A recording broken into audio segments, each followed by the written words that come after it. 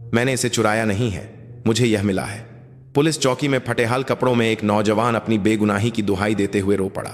उसके हाथ में लाखों रुपए का एक ब्रांडेड चमड़े का बटुआ था। पुलिस वाला हौंसा। उसे यकीन नहीं हुआ कि सड़क पर रहने वाला कोई बेघर एक अरबपति उद्योगपति का बटुआ लौटाने आया है। लेकिन ठीक उसी पल चौकी का दरवाजा जोर से खुला और भारत के सबसे बड़े उद्योगपतियों में से एक खुद चलकर अंदर आई। नौजवान के चेहरे पर नजर पड़ते ही वह महिला वहीं जम सी गई। उनका दिल जैसे धड़कना भूल गया हो। उस नौजवान का चेहरा ठीक 28 साल पहले मर चुके उनके पति जैसा था। और जैसे ही दोनों की आंखें मिलीं, नौजवान वहीं बेहोश होकर गिर पड़ा। क्या यह एक इत्तेफाकर था, या किस्मत का लिखा, या फिर किसी का बहुत सावधानी से छुपाया गया एक भयानक सच? आज आसमान की रोशनी जैसी जिंदगियों की कहानियों में आपका स्वागत है। कहानी शुरू करने से पहले सब्सक्राइब और लाइक करने वाले सभी लोगों की उम्र लंबी हो। उस साल की सर्दियों में दक्षिण मुंबई की सड़कें जगमगाती रोशनी से नहाई हुई थीं। महंगे ब्रांडेड शोरूमों से सजी सड़क पर सर्द हवाएं चल रही थीं। उसी सड़क के एक कोने में एक पुरानी इमारत के साये में 25 साल का रोहन दीवार से पीठ टिकाए बैठा था। उसकी फटी हुई जैकेट से रुई बाहर झोंक रही थी और उसके पीले पड़े चेहरे पर जरा भी जान नहीं थी। आनुवंशिक किडनी की बीमारी से जूझ रहा रोहन पिछले 1 महीने से ठीक से डायलिसिस नहीं करवा पाया था। उसे महसूस हो रहा था जैसे उसका पेट उलट पुलट हो रहा हो। शरीर में जहरीले पदार्थ जमा होने की वजह से यूरेमिया के लक्षण दिखने लगे थे। तभी एक काले रंग की लग्जरी सेडान कार इमारत के सामने आकर रुकी। एक महंगी पश्मीना शॉल ओढ़े हुए एक महिला कार से उतरी। वह थीं 60 साल की शर्मिला रॉय, सूर्या ग्रुप की चेयरपर्सन। उनके करीने से संवारे बालों में चांदी की लटें थीं और उनकी तेज लेकिन गरिमापूर्ण आंखें प्रभावशाली थीं। शर्मिला अपने सुरक्षा गार्डों के घेरे में ग्रुप के मुख्यालय की इमारत में चली गईं। कुछ देर बाद रोहन बड़ी मुश्किल से उठा और लड़खड़ाते हुए आगे बढ़ा। तभी उसके पैरों के पास कुछ चमका। यह एक काले रंग का चमड़े का बटुआ था। यह ठीक उसी जगह पड़ा था जहां वह लग्जरी कार रुकी थी। बटुआ खोलते ही उसकी आंखें फटी रह गईं। अंदर 500 रुपये के नोटों की कई गड्डियां थीं जो लाखों में होंगी। उसके हाथ कांपने लगे। इन पैसों से वह तुरंत अस्पताल जा सकता था, लेकिन रोहन की नजर पैसों पर नहीं, कहीं और टिक गई। बटुए के अंदर एक बच्चे की तस्वीर रखी थी जिसके 100 दिन पूरे हुए थे। तस्वीर के पीछे सुंदर लिखावट में लिखा था, मेरे आदित्य के 100 दिन पूरे हुए, मां तुम्हें हमेशा प्यार करेगी। रोहन उस लिखावट को देखता रहा। उसने सोचा, किसी के लिए यह तस्वीर इन पैसों से कहीं ज्यादा कीमती होगी। उसने बटुए को सीने से लगाया और पुलिस चौकी की तरफ चल पड़ा। 2 ब्लॉक की दूरी उसे मीलों लंबी लग रही थी। हर कदम पर उसका शरीर दर्द से चीख रहा था। रोहन ने अपनी आखिरी ताकत लगाकर चौकी का दरवाजा धकेला। एक पुलिस वाले ने सिर उठाया। भूत की तरह पीले चेहरे वाला एक नौजवान लड़खड़ाता हुआ अंदर आ रहा था। पुलिस वाले की नजर रोहन के फटेहाल कपड़ों पर गई। वह एक भिखारी लग रहा था, लेकिन उसके हाथ में एक महंगा चमड़े का बटुआ था जो उसके हुलिये से बिल्कुल मेल नहीं खाता था। पुलिस वाले की आंखों में शक उतर आया। कहां से चुराया है? रोहन ने सिर हिलाया। नहीं साहब, यह मुझे मिला है। पुलिस वाले ने शक भरी नजरों से उसे घूरना जारी रखा। इस फकीर को इतना महंगा बटुआ मिला है? हाँ, यह सोच उसके चेहरे पर साफ दिख रही थी। रोहन ने कांपते हाथों से बटुआ काउंटर पर रख दिया। इसके अंदर एक बच्चे की तस्वीर है, प्लीज इसे सही मालिक तक पहुंचा दीजिएगा। ठीक उसी पल चौकी का दरवाजा जोर से खुला। वह शर्मिला रॉय थी। बटुआ खोने का एहसास होते ही वह अपने सुरक्षा गार्डों के साथ दौड़ी चली आई थी। उसी लम्हे रोहन के घुटनों ने जवाब दे दिया। दुनिया घूमने लगी और जमीन उसकी तरफ बढ़ती महसूस हुई। धम्म की एक भारी आवाज चौकी में गूंजी। शर्मिला ने यह सब अपनी आंखों से देखा। एक फटेहाल नौजवान बटुए की तरफ इशारा करके कुछ कह रहा था और फिर अचानक गिर पड़ा। पुलिस वाला तेजी से दौड़ा, लेकिन रोहन तब तक बेहोश हो चुका था। उसके पीले चेहरे पर दर्द के निशान साफ दिख रहे थे। शर्मिला पास आई और पूछा, क्या हुआ? यह नौजवान क्यों गिर गया? पुलिस वाले ने शर्मिंदगी भरे लहजे में जवाब दिया, मैडम, यही आपका बटुआ लेकर आया था। मुझे तो पहले लगा कि चोर है, लेकिन आखिर में कह रहा था कि बच्चे की तस्वीर है, मालिक तक पहुंचा देना। पैसों की तो इसने एक बार भी बात नहीं की। शर्मिला ने कांपते हाथों से बटुआ खोला। 28 साल पहले खोए हुए अपने बेटे के 100वें दिन की तस्वीर जस की तस रखी थी। उनका दिल भारी हो गया। इस नौजवान ने अपनी जान की परवाह किए बिना, इतने पैसों के लालच में आए बिना, सिर्फ एक तस्वीर की चिंता की। एम्बुलेंस के कर्मचारी पहुंचे और रोहन की जांच की। हालत बहुत नाजुक है, इनकी किडनी लगभग काम करना बंद कर चुकी है। शर्मिला ने जमीन पर पड़े रोहन को देखा। वह 25 साल का लग रहा था। उनका खोया हुआ बेटा भी अगर जिंदा होता तो आज इसी उम्र का होता। उन्हें एक अजीब सा अपनापन महसूस हुआ। इस नौजवान को मैं ले जाऊंगी, इसे हमारे वीआईपी हॉस्पिटल में ले चलो, एक सुरक्षा गार्ड ने हैरानी से पूछा। मैडम, यह तो बस एक भिखारी है। शर्मिला ने दृढ़ता से सिर हिलाया। जो इंसान मेरी आंखों के सामने गिरा हो, मैं उसे ऐसे नहीं छोड़ सकती। एम्बुलेंस में शर्मिला ने अपने बेटे की तस्वीर निकाली। वह तस्वीर में बच्चे को और सामने लेटे नौजवान को बारी बारी से देखती रहीं।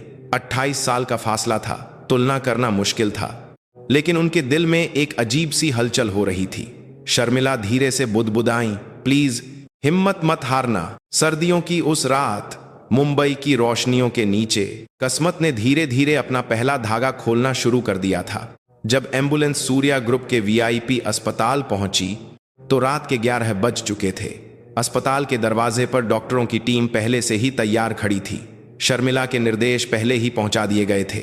रोहन को स्ट्रेचर पर लिटाकर इमरजेंसी रूम में ले जाया गया। उसके पीले चेहरे पर अभी भी जान नहीं थी, बस धीमी धीमी सांसें बता रही थीं कि वह जिंदा है। शर्मिला इमरजेंसी रूम के बाहर कांच की खिड़की से अंदर झांक रही थीं। न जाने क्यों उनके मन में यह ख्याल घर कर गया था कि इस नौजवान को मरना नहीं चाहिए। कुछ देर बाद इमरजेंसी रूम का दरवाजा खुला और एक डॉक्टर बाहर निकले। वह 50 के दशक के एक अनुभवी डॉक्टर थे जिन पर शर्मिला सालों से भरोसा करती थीं। मैडम, फिलहाल खतरा टल गया है, लेकिन इनकी किडनी ने लगभग काम करना बंद कर दिया है। हम अभी इमरजेंसी डायलिसिस कर रहे हैं। शर्मिला ने सिर हिलाकर पूछा, क्या बीमारी है इसे? डॉक्टर शर्मिला को एक शांत कमरे में ले गए। दरवाजा बंद करके उन्होंने धीरे से कहना शुरू किया, इसे एक दुर्लभ आनुवंशिक किडनी की बीमारी है। यह जन्म से ही होती है, जिसमें किडनी कमजोर होती है। अगर समय पर इलाज न मिले तो हालत इतनी बिगड़ जाती है।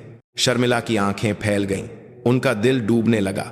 आनुवंशिक दुर्लभ किडनी की बीमारी, यह नाम वह अच्छी तरह जानती थीं। क्या आपको यकीन है कि यही बीमारी है? उनकी आवाज कांप रही थी। डॉक्टर ने सिर हिलाया। जी, जांच के नतीजे साफ हैं और मैडम, यह बीमारी बहुत ही दुर्लभ है। मैंने अपने 30 साल के करियर में सिर्फ 2 बार देखी है। एक बार 28 साल पहले जब मैं स्वर्गीय चेयरमैन साहब का इलाज कर रहा था। शर्मिला की सांसें जैसे थम गईं, उनके हाथ पैर ठंडे पड़ गए। उनके पति 28 साल पहले गुजर चुके उनके पति को भी यही बीमारी थी। वही बीमारी? जी, यहां तक कि जीन म्यूटेशन का पैटर्न भी लगभग एक जैसा है। इतनी सटीक समानता आमतौर पर सिर्फ सगे खून के रिश्तों में ही पाई जाती है। सगे खून के रिश्ते, यह शब्द शर्मिला के दिमाग में गूंजने लगे। उनका दिल जोर जोर से धड़कने लगा। शर्मिला ने कांपते हाथों से हैंडबैग से अपने बेटे की तस्वीर निकाली और उसे देर तक देखती रहीं। डॉक्टर, इस नौजवान के बारे में और पता लगाइए। शरीर पर कोई निशान, कोई भी सुराग, और यह बात पूरी तरह से गुप्त रहनी चाहिए। डॉक्टर ने सिर हिलाते हुए कहा, एक और बात बतानी थी। अगर इस नौजवान को नियमित डायलिसिस मिलता रहे तो यह पूरी तरह से सामान्य जीवन जी सकता है। बस लगातार देखभाल की जरूरत है। शर्मिला की आंखों में आंसू आ गए। यह निराशा में उम्मीद की एक छोटी सी किरण थी। इसके इलाज में कोई कमी नहीं होनी चाहिए। पैसों की चिंता मत कीजिएगा। उस रात शर्मिला अस्पताल से नहीं गई। रोहन को वीआईपी वार्ड के स्पेशल रूम में शिफ्ट करने के बाद भी वह पूरी रात कॉरिडोर के सोफ पर बैठी रहीं। सुबह के करीब कमरे के अंदर से हल्की सी हलचल हुई। शर्मिला तेजी से अंदर गईं। रोहन ने आंखें खोल दी थीं। उसकी नजरें अभी भी धुंधली थीं, लेकिन वह होश में आ गया था। मैं कहाँ हूं? रोहन की आवाज फटी हुई थी। शर्मिला धीरे से बिस्तर के पास गई। तुम अस्पताल में हो। तुम पुलिस चौकी में बेहोश हो गए थे। मैं तुम्हें यहां ले आई। रोहन ने शर्मिला के चेहरे को देखा। वह उन्हें पहचानता नहीं था, लेकिन अजीब तरह से उसे डर नहीं लग रहा था, बल्कि एक सुकून सा महसूस हो रहा था। आपने मेरे लिए ऐसा क्यों किया? क्योंकि तुमने मेरा बटुआ लौटाया था। मैं बस तुम्हारा एहसान चुका रही हूं। रोहन धीरे धीरे याद करने की कोशिश करने लगा। बटुआ, पुलिस चौकी, बच्चे की तस्वीर, धुंधली यादें उभर रही थीं, लेकिन इसके अलावा उसे कुछ भी याद नहीं आ रहा था। वह कौन है, कहां से आया है? उसका दिमाग बिल्कुल खाली था। मुझे याद नहीं कि मैं कौन हूं। रोहन की आवाज कांप रही थी। शर्मिला का दिल दर्द से भर गया। कोई बात नहीं, धीरे धीरे सब याद आ जाएगा। अभी सबसे जरूरी है कि तुम ठीक हो जाओ। तभी डॉक्टर अंदर आए और शर्मिला को इशारा किया। कॉरिडोर में आकर डॉक्टर ने बताया, मरीज को एमनीशिया हो गया है। शायद लंबे समय तक कुपोषण और तनाव की वजह से। हो सकता है समय के साथ कुछ यादें वापस आ जाएं, लेकिन कुछ कह नहीं सकते। शर्मिला ने सिर हिलाया और वापस कमरे में चली गई। उसी वक्त सूर्या ग्रुप के मुख्यालय में वाइस चेयरमैन विक्रम सिंह 62 वर्ष अपने सेक्रेटरी की लाई हुई रिपोर्ट पढ़ रहे थे। चेयरपर्सन ने कल रात एक भिखारी को वीआईपी अस्पताल में भर्ती करवाया है। विक्रम की आंखें सिकुड़ गईं। जी सर। 20-25 साल का एक अज्ञात युवक है। लगता है उसने मैडम का बटुआ लौटाया था। विक्रम कुर्सी पर आराम से टिक गए और अपनी ठोड़ी सहलाने लगे। वह जानते थे कि शर्मिला ऐसी दरियादिली दिखाने वालों में से नहीं है। उस भिखारी के बारे में और पता करो। चेयरपर्सन अचानक ऐसा क्यों कर रही हैं, इसके पीछे कोई न कोई वजह जरूर होगी। सेक्रेटरी के जाने के बाद विक्रम खिड़की से बाहर देखते हुए गहरी सोच में डूब गए। उन्हें 28 साल पहले की घटना याद आ गई। अगर वह सब न हुआ होता तो आज वह इस कुर्सी पर नहीं होते। विक्रम की आंखें सिकुड़ गईं और अब अचानक शर्मिला एक अज्ञात नौजवान पर इतनी मेहरबान हो गई है, वह भी एक 28 साल के लड़के पर। विक्रम के मन में खतरे की घंटी बजने लगी। 28 साल, विक्रम के 28 साल के लड़के पर विक्रम के मन में खतरे की घंटी बजने लगी। 28 साल का लड़का। विक्रम अपनी उंगलियों से मेज थपथपाते हुए बुदबुदाए। ये आंकड़े अजीब तरह से मेल खा रहे थे। उनके मन में एक अनजाना डर उठने लगा। अभी इंतजार करो और देखो। विक्रम की आंखों में एक ठंडी चमक तैर गई। कुछ दिनों बाद रोहन धीरे धीरे ठीक हो रहा था। नियमित डायलिसिस और पौष्टिक भोजन की वजह से उसके पीले चेहरे पर अब रौनक लौटने लगी थी। शर्मिला रोज अस्पताल आती थी। शुरू में रोहन को बहुत अजीब लगता था। मैडम, आप परेशान मत होइए, आपको मेरे लिए इतना कुछ करने की जरूरत नहीं है। यह मैं अपनी मर्जी से कर रही हूं, तुम चिंता मत करो। रोहन ने शर्मिला की आंखों में देखा। उनमें एक वार्मथ थी। सड़क पर अकेले और ठंड में जिंदगी गुजारने वाले रोहन के लिए यह अपनेपन का एहसास नया भी था और जाना पहचाना भी। शुक्रिया, आपका बहुत बहुत शुक्रिया। रोहन की आंखों में आंसू आ गए। शर्मिला को यह देखकर बहुत अपनापन महसूस हुआ। क्या यह नौजवान सच में उनका बेटा है? अभी वह यकीन से नहीं कह सकती थी, लेकिन वह मन ही मन प्रार्थना कर रही थी। काश यह वही बेटा हो जिसे वह 28 सालों से ढूंढ रही हैं। रोहन को अस्पताल में भर्ती हुए 1 हफ्ता बीत चुका था। नियमित डायलिसिस और अच्छे खान पान की बदौलत उसकी हालत में काफी सुधार हुआ था। उसके पीले चेहरे पर अब लाली दिखने लगी थी और झुके हुए कंधों में भी थोड़ी जान आ गई थी। उस दोपहर डॉक्टर रोहन की पूरी बॉडी की जांच कर रहे थे। शर्मिला ने गुप्त रूप से शरीर पर किसी खास निशान को ढूंढने का आदेश दिया था, इसीलिए डॉक्टर रोहन के शरीर के हर हिस्से को ध्यान से देख रहे थे। रोहन अपनी शर्ट उतारकर जांच की मेज पर बैठा था। तभी डॉक्टर का हाथ रोहन की बाईं हंसली की हड्डी के नीचे आकर रुक गया। वहां एक छोटा गोल निशान था। यह जलने का एक पुराना निशान लग रहा था, सिक्के से थोड़ा छोटा, और वहां की त्वचा थोड़ी अंदर धांसी हुई थी। यह निशान कैसे लगा, कुछ याद है? रोहन ने झुककर अपनी हंसली के नीचे देखा। वह निशान हमेशा से वहां था, लेकिन यह कैसे लगा उसे बिल्कुल याद नहीं था। पता नहीं, लगता है यह हमेशा से ही था। डॉक्टर ने निशान की तस्वीर खींची और चुपचाप कमरे से बाहर निकलकर शर्मिला को फोन किया। मैडम, मुझे कुछ रिपोर्ट करना है। बेहतर होगा अगर आप खुद आ जाएं। शर्मिला एक जरूरी मीटिंग में थीं, लेकिन डॉक्टर की आवाज में उन्हें कुछ असाधारण महसूस हुआ। उन्होंने मीटिंग बीच में ही रोकी और सीधे अस्पताल के लिए निकल पड़ी। अस्पताल के कमरे में डॉक्टर ने उन्हें एक टैबलेट पर तस्वीर दिखाई। रोहन की हंसली के नीचे का निशान बड़ा करके दिखाया गया था। मरीज की बाईं हंसली के नीचे जलने का एक पुराना निशान मिला है। इसके आकार और बनावट से लगता है कि यह बचपन में लगा होगा। शर्मिला की आंखें स्क्रीन पर जम गईं। उनका दिल जोर से धड़कने लगा। उनके हाथ पैर ठंडे पड़ने लगे और सांसें तेज हो गईं। वह उस निशान को जानती थीं, बल्कि वह उसे कभी भूल ही नहीं सकती थीं। 28 साल पहले की एक रात थी। वह अपने कुछ महीने के बेटे को दूध पिला रही थीं। उस दिन वह बहुत थकी हुई थीं। उनके पति शहर से बाहर थे और घर और बच्चे की जिम्मेदारी अकेले संभालते हुए वह कई रातों से सो नहीं पाई थीं। दूध गर्म करते करते उनकी आंख लग गई। जब वह जागीं तो बहुत गर्म हो चुकी दूध की बोतल बच्चे की हंसली के नीचे छू गई थी। बच्चे की चीख ने रात की खामोशी को चीर दिया था। शर्मिला घबराकर बच्चे को गोद में उठा लिया।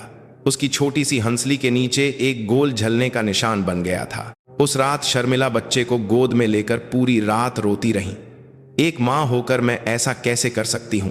अपराध बोध से उनका दिल फटा जा रहा था और कुछ ही दिनों बाद उनका बच्चा गायब हो गया। शर्मिला की आंखों से आंसू बहने लगे। उन्होंने हाथ से मुंह ढक लिया, लेकिन सिसकियां नहीं रुकी। डॉक्टर ने घबराकर उन्हें टिश्यू पेपर दिया। मैडम, आप ठीक तो हैं? शर्मिला ने जवाब देने के बजाय टैबलेट ले लिया। कांपते हाथों से उन्होंने तस्वीर को और बड़ा किया। निशान की जगह, आकार, बनावट, सब कुछ उनकी यादों में बसे उस घाव से हू मेल खाता था। क्या यह सच में वही बच्चा है? शर्मिला की आवाज बहुत धीमी निकली। 28 साल। 28 सालों में एक भी दिन ऐसा नहीं गया जब उन्होंने उसे याद न किया हो। बेटे को खोने से पहले उन्होंने खुद उसे एक जख्म दिया था। यह अपराध बोध उन्हें जिंदगी भर सालता रहा। डॉक्टर, डीएनए टेस्ट करवाइए, मेरा और इस मरीज का। और यह बात पूरी तरह से गुप्त रहनी चाहिए, किसी को पता न चले। डॉक्टर की आंखें फैल गईं। वह शायद कुछ समझ गए थे, लेकिन उन्होंने कुछ कहा नहीं। ठीक है मैडम, मैं जल्द से जल्द नतीजे लाने की कोशिश करूंगा। शर्मिला सिर हिलाकर कमरे से बाहर निकल गईं। कॉरिडोर से होते हुए वह रोहन के कमरे के सामने खड़ी हो गईं। कांच की खिड़की से उन्होंने देखा, रोहन खिड़की से बाहर देखते हुए गुमसुम बैठा था। शर्मिला ने कांच पर हाथ रखा। उनकी उंगलियां ठंडी महसूस हो रही थीं। क्या यह नौजवान सच में उनका बेटा है? उनका दिल फटने को था। उम्मीद और डर के बीच उन्हें सांस लेना भी मुश्किल हो रहा था। रोहन ने मुड़कर शर्मिला को देखा। उसके चेहरे पर एक मुस्कान आ गई। वह शर्मिला को पहचानकर खुश हो रहा था। शर्मिला ने भी जबरदस्ती मुस्कुराते हुए कमरे में प्रवेश किया। आप आज भी आ गईं? रोहन ने कहा। उसकी आवाज पहले से ज्यादा साफ थी। हाँ, तुम्हारी तबीयत अब काफी बेहतर लग रही है। शर्मिला बिस्तर के पास रखी कुर्सी पर बैठ गईं। रोहन को देखने का उनका अंदाज आज अलग था। ज्यादा अपनापन, ज्यादा प्यार। रोहन ने शर्मिला की आंखों में देखा। उसे कुछ अजीब लगा। यह महिला उसे जिस तरह से देख रही थी, वह सिर्फ एक मददगार की नजर नहीं थी। उसमें कुछ गहरा एहसास छिपा था। एक बात पूछूं, क्या आप मेरे बारे में कुछ जानती हैं? रोहन ने धीरे से पूछा। शर्मिला के चेहरे पर हल्का सा बदलाव आया। तुम ऐसा क्यों सोच रहे हो? नहीं, बस ऐसे ही। शर्मिला कुछ देर चुप रही। डीएनए टेस्ट के नतीजे आने से पहले वह कुछ नहीं कह सकती थी। अभी तो कुछ भी पक्का नहीं है, लेकिन जैसे ही मुझे कुछ पता चलेगा मैं तुम्हें जरूर बताऊंगी। शर्मिला की आवाज कांप रही थी। रोहन ने सिर हिला दिया। वह जानता था कि वह कुछ छुपा रही हैं, लेकिन उसने और नहीं पूछा। शुक्रिया, वजह जो भी हो, आपका बहुत बहुत शुक्रिया। रोहन की आंखों में आंसू भर आए। शर्मिला ने रोहन का हाथ कसकर पकड़ लिया। उसमें एक गर्माहट थी, जैसी गर्माहट को वह 28 सालों से याद कर रही थी। उधर सूर्या ग्रुप के मुख्यालय में विक्रम ने अपने एक खास आदमी को बुलाया था। उसके सामने रोहन की जांच रिपोर्ट रखी थी। उसकी पहचान की पुष्टि नहीं हो सकी। इसका क्या मतलब है? विक्रम की आवाज तीखी थी। जी वाइस चेयरमैन साहब, रोहन नाम के अलावा उसका कोई रिकॉर्ड नहीं है। न जन्म प्रमाण पत्र, न कोई और पहचान पत्र। जैसे वह अचानक कहीं से आ गया हो। विक्रम की आंखें सिकुड़ गईं। उसकी उंगलियां मेज पर थपथपा रही थीं। अचानक प्रकट हुआ 28 साल का नौजवान, जिसकी कोई पहचान नहीं, और चेयरपर्सन उस पर मेहरबान है। विक्रम बुदबुदाया। सारे सुराग एक ही तरफ इशारा कर रहे थे, लेकिन ऐसा होना नामुमकिन था। उस अस्पताल में अपने आदमी लगाओ, उस भिखारी के बारे में हर जानकारी निकालो। जी साहब। आदमी के जाने के बाद विक्रम खिड़की से बाहर देखने लगा। सूर्यास्त हो रहा था। उसे 28 साल पहले की यादें सताने लगी। उसने सोचा था कि सब कुछ पूरी तरह से खत्म हो गया है, लेकिन अगर वह जिंदा बच गया हो तो। विक्रम की आंखों में एक ठंडी चमक तैर गई। रात गहराने पर शर्मिला अस्पताल के कॉरिडोर में अकेली बैठी थी। उनके हाथ में उनके बेटे की 100वें दिन की तस्वीर थी। वह तस्वीर में बच्चे को और कमरे के अंदर सो रहे नौजवान को बारी बारी से देख रही थीं। डीएनए टेस्ट के नतीजे आने में अभी कुछ दिन और लगेंगे। यह कुछ दिन उन्हें 28 सालों से भी ज्यादा लंबे लग रहे थे। उम्मीद और बेचैनी के बीच उन्हें नींद नहीं आ रही थी। भगवान करे यह वही हो। शर्मिला ने तस्वीर को सीने से लगाकर आंखें बंद कर लीं। वह दिल से चाहती थीं कि उनका 28 साल का इंतजार खत्म हो जाए। डीएनए टेस्ट के लिए सैंपल दिए हुए 5 दिन बीत चुके थे। शर्मिला ग्रुप मुख्यालय में अपने दफ्तर में थीं, लेकिन उनका दिमाग पूरी तरह से टेस्ट के नतीजों में अटका हुआ था। उनके हाथ में पकड़ा पेन कांप रहा था और वह एक ही लाइन को बार बार पढ़ रही थीं।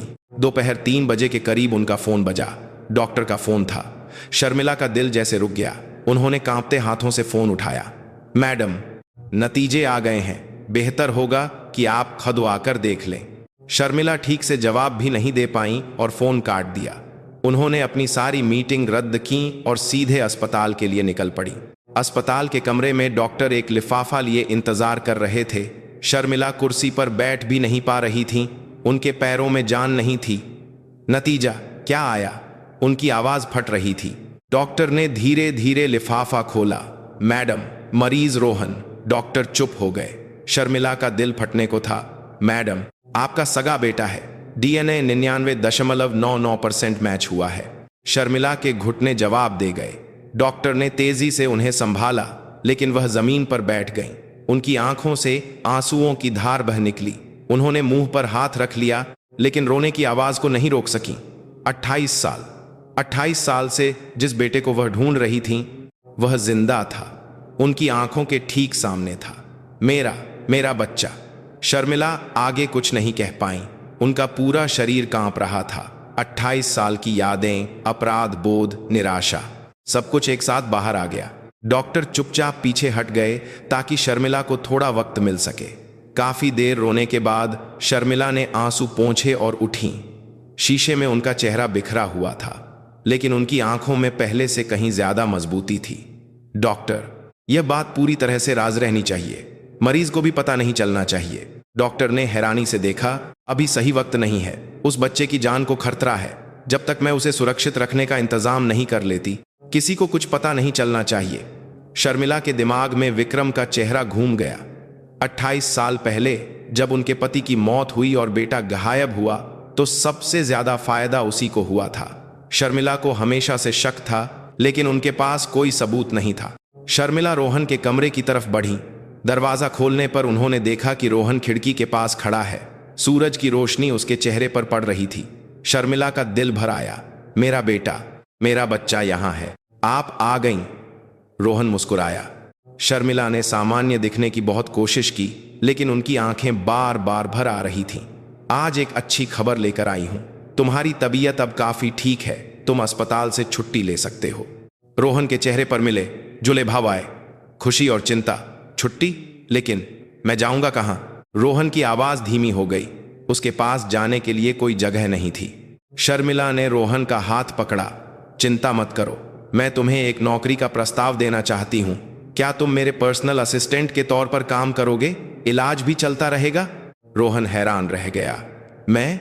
लेकिन मुझे तो कुछ भी नहीं आता। न मुझे कुछ याद है, न कोई पढ़ाई लिखाई।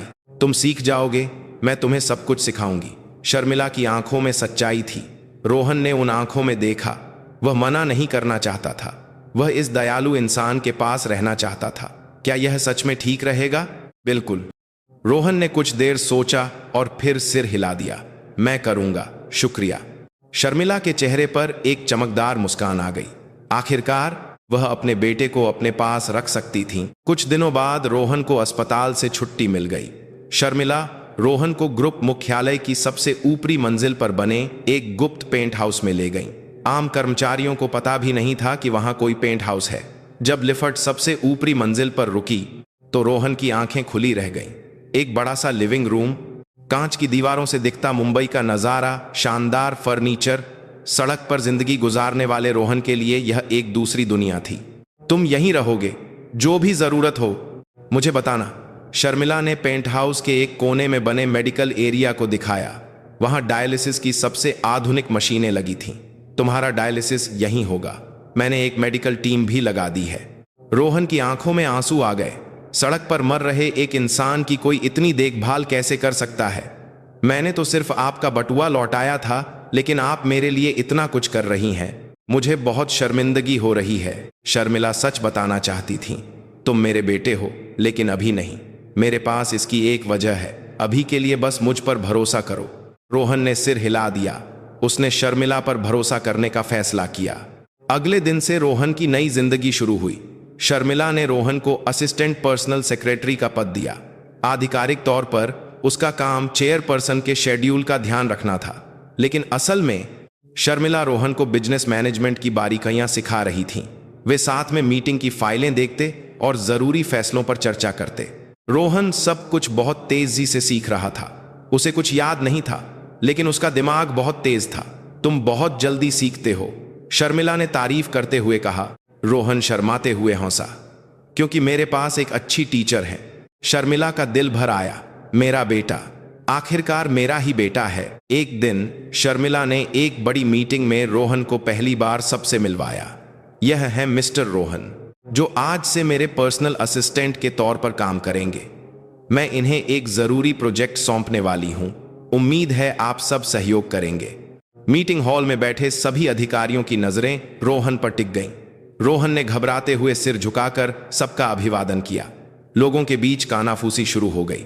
मीटिंग हॉल के एक कोने में बैठे विक्रम ने अपनी आंखें सिकोड़कर रोहन को देखा। 28 साल का एक अनजान लड़का, जिसकी कोई पहचान नहीं, उसे पर्सनल असिस्टेंट बना लिया। विक्रम के होंठ टेढ़े हो गए। मीटिंग के बाद विक्रम शर्मिला के पास गया।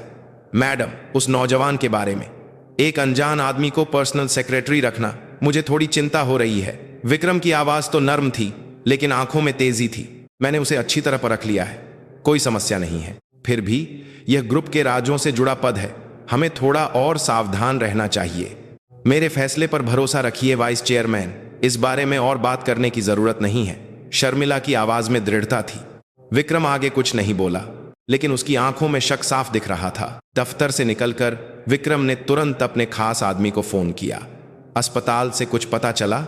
जी साहब, उस मरीज को आनुवंशिक दुर्लभ किडनी की बीमारी है, और यह भी पता चला है कि मैडम ने डीएनए टेस्ट का आदेश दिया था। नतीजे क्या आए, यह गुप्त रखा गया है। विक्रम के कदम रुक गए।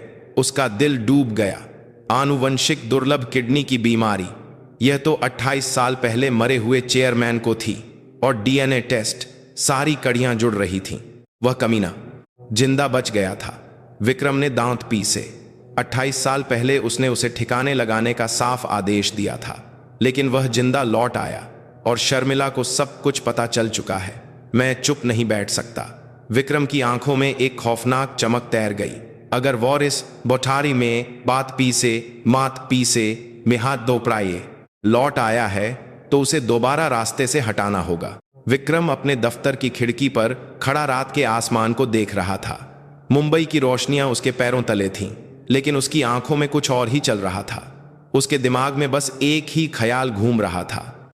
रोहन, 28 साल का एक अनजान नौजवान, जिसे आनुवंशिक किडनी की बीमारी है और जिसका शर्मिला ने गुप्त रूप से डीएनए टेस्ट करवाया है। सारे सुराग एक ही तरफ इशारा कर रहे थे। 28 साल पहले जिसे उसने मरा हुआ समझ लिया था, वह बच्चा जिंदा लौट आया है। विक्रम ने अपनी मुट्ठी भींच ली। नाखून उसकी हथेली में चुभ रहे थे, लेकिन उसे दर्द महसूस नहीं हो रहा था। गुस्सा और डर की मिली जुली भावना उसके पूरे शरीर पर हावी थी। अगर रोहन को आधिकारिक तौर पर वारिस बना दिया गया, तो वह सब कुछ खो देगा।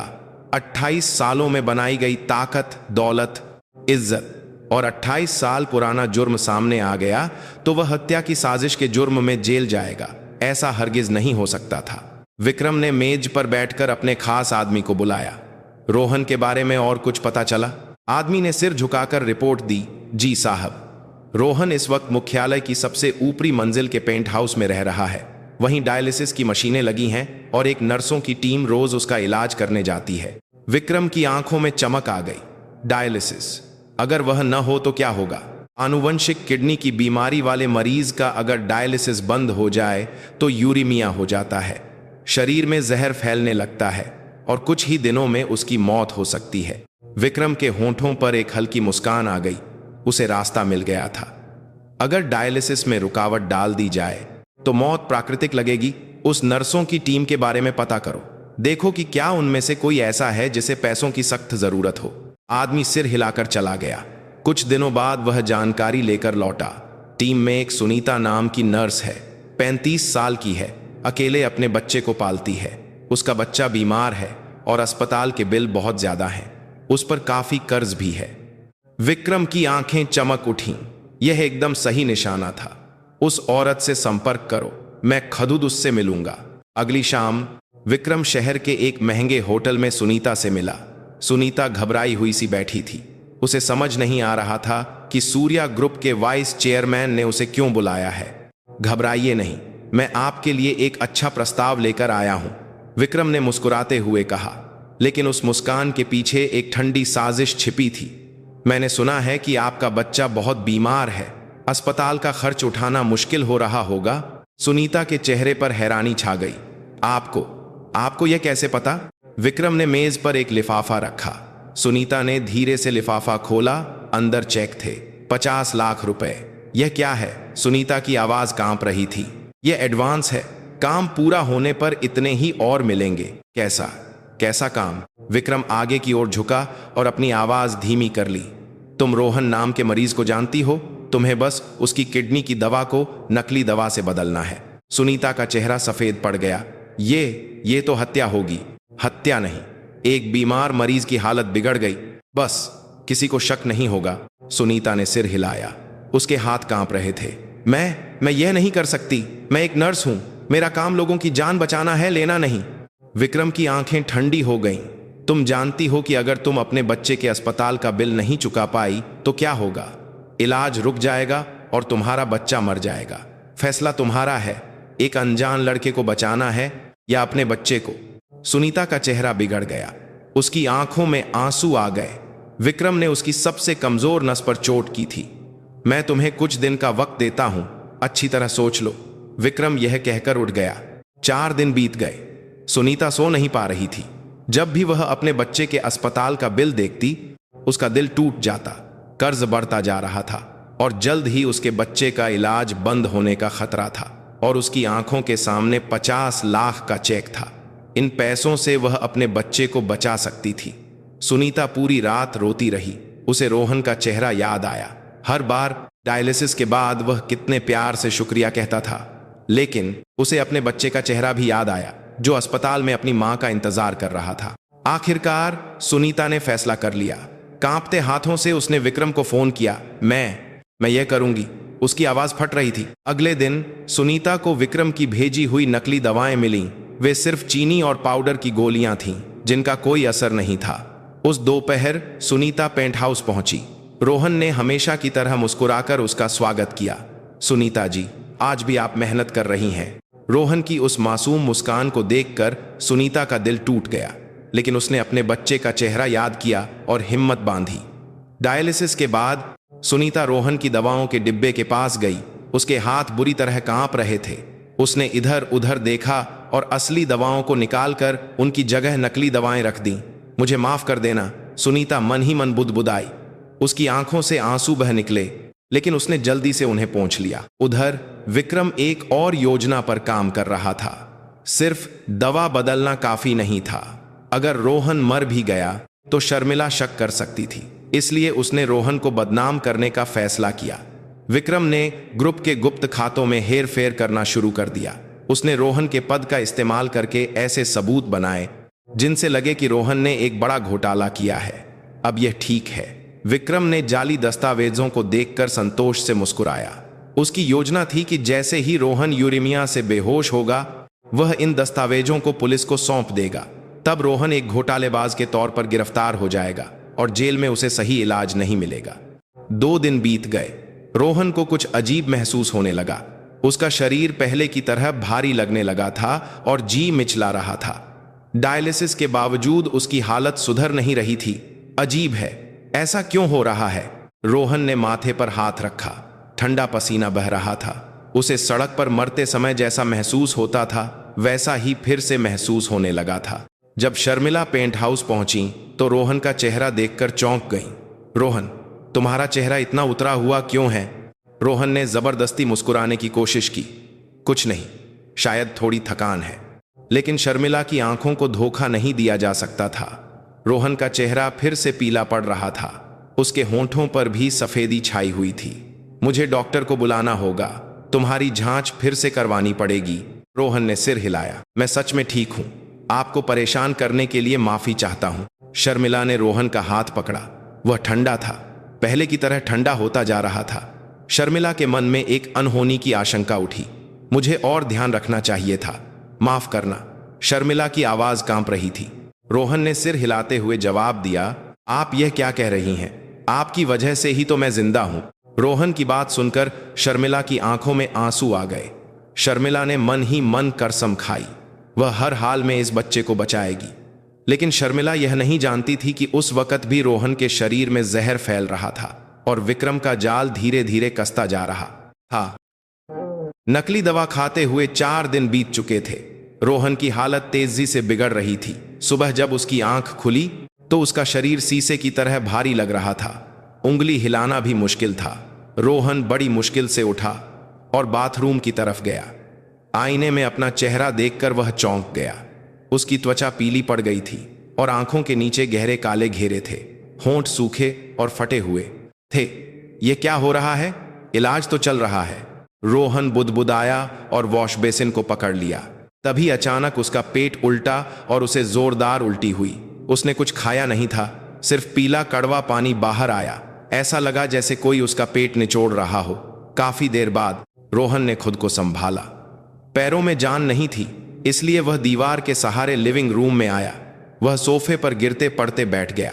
तभी पेंट हाउस का दरवाजा खुला और शर्मिला अंदर आई। रोहन की हालत देखकर वह वहीं जम गई।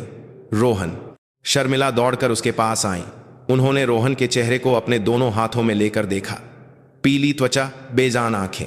शर्मिला का दिल डूब गया। यह क्या हो गया? तुम्हारा डायलिसिस ठीक से हो रहा है ना? रोहन सिर हिलाना चाहता था, लेकिन वह भी मुश्किल था। हाँ, हो तो रहा है, पर पता नहीं ऐसा क्यों हो रहा है। शर्मिला ने तुरंत डॉक्टर को फोन किया। आधे घंटे में डॉक्टर आ गए।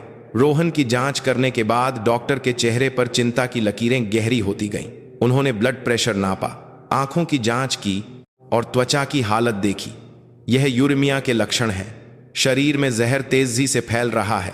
अगर डायलिसिस ठीक से हो रहा होता तो ऐसा नहीं हो सकता। रोहन को स्ट्रेचर पर लिटाकर फिर से वीआईपी अस्पताल ले जाया गया। जब अस्पताल में इमरजेंसी जांच चल रही थी, शर्मिला कॉरिडोर में बेचैनी से टहल रही थी। वह बार बार अपनी मुट्ठी भींचती और खोलती। 1 घंटे बाद डॉक्टर जांच के नतीजे लेकर बाहर आए। उनका चेहरा गंभीर था। मैडम, एक अजीब बात पता चली है। क्या? मरीज जो किडनी की दवा ले रहा था, हमने उसकी जांच की। उसके तत्व बिल्कुल अलग हैं। उसमें सिर्फ चीनी और स्टार्च है। यह एक नकली दवा है जिसका कोई असर नहीं होता। शर्मिला की आंखें फैल गईं। उनका दिल जैसे रुक गया। नकली दवा, इसका क्या मतलब है? किसी ने जानबूझकर दवा बदल दी है। शर्मिला का दिमाग सुन्न हो गया। कौन ऐसा कर सकता है? और तभी उनके दिमाग में एक चेहरा उभरा। विक्रम! यह उसी का काम है। रोहन की हालत कैसी है? अभी इमरजेंसी डायलिसिस चल रहा है, लेकिन शरीर में जहर बहुत ज्यादा फैल गया है। ठीक होने में वक्त लगेगा। शर्मिला ने अपनी मुट्ठी भींच ली। उनके सीने में गुस्सा उबल रहा था। मेरे बच्चे को नुकसान पहुंचाने की हिम्मत की उसने। तभी शर्मिला का फोन बजा। ग्रुप के कानूनी विभाग का प्रमुख था। मैडम, बड़ी गड़बड़ हो गई है। पुलिस का फोन आया था। रोहन पर ग्रुप के पैसे गबन करने का आरोप लगा है। पुलिस ने गिरफ्तारी का वारंट जारी कर दिया है। शर्मिला के हाथ से फोन लगभग गिर ही गया था। गबन? यह क्या बकवास है? पुलिस को सबूत के तौर पर कुछ दस्तावेज सौंपे गए हैं। उनमें रोहन के नाम पर विदेशी खातों में करोड़ों रुपए भेजने का रिकॉर्ड है। शर्मिला तुरंत समझ गई, यह सब जाली था। विक्रम ने रोहन पर झूठा इल्जाम लगाया है। पहले दवा बदलकर उसे बीमार किया और अब गबन का आरोप लगाकर उसे पूरी तरह से खत्म करना चाहता है। 2 घंटे बाद पुलिस की टीम अस्पताल पहुंच गई। शर्मिला ने उन्हें रोका। अभी मरीज की हालत बहुत नाजुक है, आप उसे नहीं ले जा सकते। एक अफसर ने रूखेपन से जवाब दिया, गिरफ्तारी का वारंट है, कृपया सहयोग करें। कम से कम इलाज तो पूरा हो जाने दीजिए। यह कानूनी प्रक्रिया है मैडम। जेल में भी मेडिकल सुविधा मिलती है। शर्मिला ने दांत पीसे। जेल की मेडिकल सुविधाओं से रोहन को नहीं बचाया जा सकता था। उसकी बीमारी के लिए खास उपकरण और विशेषज्ञ डॉक्टर चाहिए थे, लेकिन वारंट जारी हो चुका था। वह कुछ नहीं कर सकती थीं। रोहन को स्ट्रेचर पर बाहर लाया गया। उसके हाथों में हथकड़ियां थीं। रोहन समझ नहीं पा रहा था कि यह सब क्या हो रहा है। उसने शर्मिला की तरफ देखा। मैडम, ये लोग क्या कर रहे हैं? ये सब क्या है? शर्मिला रोहन के पास गई, कांपती आवाज में बोली, किसी ने तुम्हें झूठे मामले में फंसाया है, लेकिन चिंता मत करो, मैं तुम्हें जरूर बचा लूंगी। रोहन की आंखों में उलझन थी। गबन? उसने तो ऐसा कुछ नहीं किया था। मुझे आप पर भरोसा है। रोहन ने कमजोर सी मुस्कान दी। उस मुस्कान को देखकर शर्मिला का दिल टूट गया। रोहन को पुलिस की गाड़ी में बिठाकर जेल ले जाया गया। शर्मिला तब तक वहीं खड़ी रहीं जब तक गाड़ी आंखों से ओझल नहीं हो गई। आंसू उनके गालों पर बह रहे थे। जेल पहुंचकर रोहन को एक अकेली कोठरी में बंद कर दिया गया। एक छोटी अंधेरी कोठरी, सख्त बिस्तर और एक टॉयलेट के अलावा वहां कुछ नहीं था। रोहन बिस्तर पर लेटकर छत को घूरने लगा। उसका पूरा शरीर दर्द कर रहा था। यूरेमिया के लक्षण और भी गंभीर होते जा रहे थे। उसे उबकाई आ रही थी, सिर दर्द हो रहा था और त्वचा में खुजली हो रही थी। एक डॉक्टर ने आकर उसकी जांच की, लेकिन वहां न तो कोई खास उपकरण था और न ही दवा। तुम्हें किडनी की समस्या है, डायलिसिस की जरूरत है, लेकिन यहां यह मुमकिन नहीं। तुम्हें बाहर के अस्पताल में भेजने के लिए अर्जी देनी होगी। रात होते होते रोहन की हालत और भी बिगड़ गई। उसे बुखार चढ़ने लगा और वह अर्ध बेहोशी की हालत में चला गया। ठंडे पसीने से उसका पूरा शरीर भीग गया था। दर्द के बीच रोहन को शर्मिला का चेहरा याद आया। न जाने क्यों उनका चेहरा याद करके उसे सुकून मिलता था, जैसे वह उन्हें बहुत पहले से जानता हो। मैडम, मुझे बचा लीजिए। रोहन मन ही मन बुदबुदाया। उसकी आंखों से आंसू बह निकले। उधर शर्मिला पूरी रात भाग दौड़ करती रहीं। उन्होंने वकीलों की टीम बुलाई, पुलिस से बात की और सबूतों के जाली होने की जांच शुरू करवाई। लेकिन विक्रम के बनाए सबूत इतने असली लग रहे थे कि उन्हें झुठलाना आसान नहीं था। सुबह के वक्त शर्मिला ग्रुप के कानूनी विभाग के दफ्तर में बैठी थीं। उनकी आंखें सूजी हुई थीं और चेहरा थका हुआ था। मुझे रोहन को बचाना ही होगा, चाहे कुछ भी हो जाए, शर्मिला ने मुट्ठी भींचकर कहा। उन्होंने कसम खाई कि वह विक्रम को बर्बाद कर देंगी। रोहन को जेल में बंद हुए 4 दिन हो गए थे। शर्मिला दिन रात एक किए हुए थीं।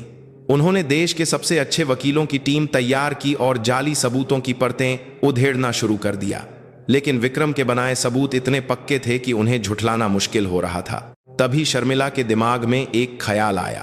28 साल पहले जब उनके पति की एक कार दुर्घटना में मौत हुई थी, क्या वह भी विक्रम का ही काम था? शर्मिला को हमेशा से शक था, लेकिन कोई सबूत नहीं था। पर अब बात अलग थी। उनके बेटे की जान दांव पर लगी थी। उन्हें सच जानना ही होगा। शर्मिला ने तुरंत ग्रुप के फाइनेंस हेड को बुलाया। 28 साल पुराने सारे रिकॉर्ड खंगालो। देखो कि क्या वाइस चेयरमैन विक्रम सिंह ने किसी को बड़ी रकम दी थी, खासकर मेरे पति के एक्सीडेंट के तुरंत बाद। कुछ दिनों की छानबीन के बाद फाइनेंस हेड एक दिलचस्प रिकॉर्ड लेकर आया। मैडम, मिल गया। 28 साल पहले चेयरमैन साहब के एक्सीडेंट के ठीक बाद रमेश नाम के एक आदमी को 50 लाख रुपए भेजे गए थे। यह रकम तब के वाइस चेयरमैन के निजी खाते से गई थी। शर्मिला की आंखें चमक उठीं। रमेश? यह कौन है? वह उस समय वाइस चेयरमैन का ड्राइवर था। एक्सीडेंट के बाद उसने अचानक नौकरी छोड़ दी और फिर गायब हो गया। शर्मिला को यकीन हो गया, रमेश वही आदमी है जो 28 साल पुराना राज जानता है। उसे ढूंढो, वह जहां भी हो उसे ढूंढ निकालो। शर्मिला ने प्राइवेट जासूसों को काम पर लगा दिया।